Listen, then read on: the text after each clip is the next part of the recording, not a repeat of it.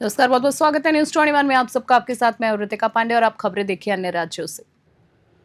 जिले में जल जीवन मिशन के कार्यों को लेकर ठेकेदारों और अधिकारियों के बीच में विवाद ने नया मोड़ ले लिया है। बता दें आपको, केंद्र और राज्य सरकार की योजनाओं के तहत हर घर पानी पहुंचाने का लक्ष्य रखा गया था, जिसके लिए लोक स्वास्थ्य यांत्रिकी विभाग ने कई ठेकेदारों को निर्माण कार्यों की जिम्मेदारी भी दी थी। कार्यपालन यंत्री संजय पांडे के अनुसार राज्य शासन ने आदेश दिया था कि 31 अगस्त तक जल जीवन मिशन का कार्य पूरा होना चाहिए, लेकिन ठेकेदार शिवेंद्र तिवारी और आशीष मिश्रा ने समय पर कार्य पूरा नहीं किया है, जिसके कारण उन्हें ब्लैकलिस्ट भी कर दिया गया है।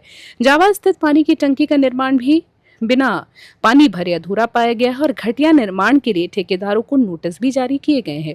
दूसरी ओर बात करें तो ठेकेदारों का आरोप है कि बिल भुगतान के दौरान अधिकारियों को यहां बैठे बाबू रिश्वत भी मांग करते हैं। जी हां, रिश्वत की भी मांग की जाती है।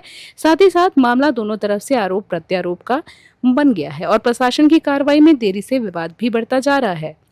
रीवा से रमेश तिवारी की खास रिपोर्ट। जी में भ्रष्टाचार का आरोप लगाते हुए आज आप लोगों को मुख्यमंत्री तक को दरवाजे खटखटाना आना पड़ा। क्या मामला क्या पूरा ये? निश्चित रूप से हमारे रीवा डिवीजन में संजय पांडे जी जो कार्यपालन यंत्री के पद पर पदस्थ हैं, हम लोग प्रभारी कार्यपालन यंत्री के, वो मूल उनका पद एसडीओ है।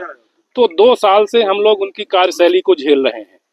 हमने देखा कि कोई भी काम हो, उनसे केवल आदमी बात बात कर ले, कोई काम हो नहीं सकता। सारे जिले के जो काम है वो आपकी पदस्थापना की वजह से पूरे जो है तो कार्य प्रभावित हैं। किसी का भुगतान नहीं हो रहा है, किसी का डेप्थ एक्सटेंशन का काम लटका हुआ है, किसी की ड्राइंग अप्रूवल का काम लटका हुआ है, किसी की पाइप जो एक्सपेंशन होना है उसके पत्र नहीं जा रहे हैं, सीपेट को उसका कार्य रुका हुआ है। इस तरह से अन्य कई काम रुके हुए हैं। और भ्रष्टाचार की जो आपने बात करी, तो भ्रष्टाचार तो निश्चित रूप से चरम पर है। अब वो हम एक एक चीज उसको खोलें तो वो अच्छा नहीं है, परंतु भ्रष्टाचार पूरी तरह से अब चरम पर है अपने डिवीजन में। ऐसा कभी नहीं हुआ, इस तरह का कभी माहौल नहीं रहा।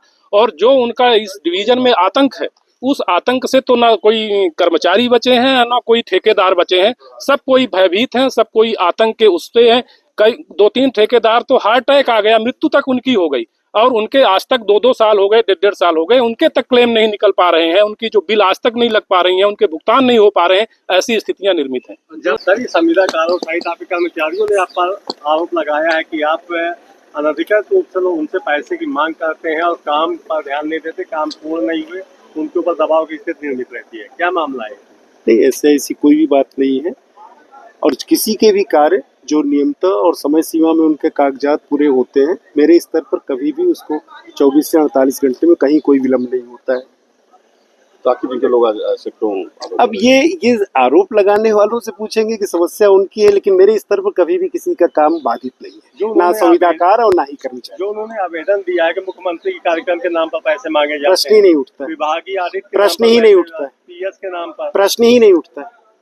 तो क्या अभी जो मीटिंग चली उसमें आपके सीधे संवाद हुए, उसमें भी आपके ऊपर आरोप लगाए गए कि ये सब झूठे हैं? नहीं, मैं आरोप लगाने वाले की सोच उसकी है, मैं उसमें कोई टिप्पणी नहीं करूंगा, लेकिन मेरे स्तर पर कहीं भी कोई ऐसी प्रक्रिया है ही नहीं।